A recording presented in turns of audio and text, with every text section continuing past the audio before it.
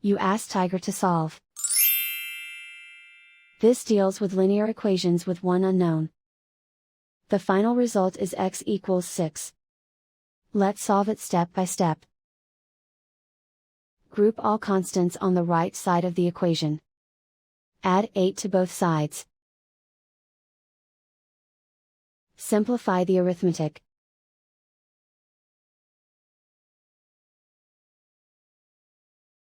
Isolate the x. Divide both sides by 3. Simplify the fraction.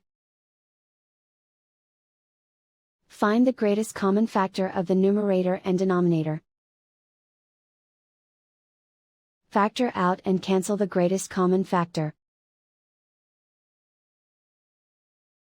And so the final result is x equals 6.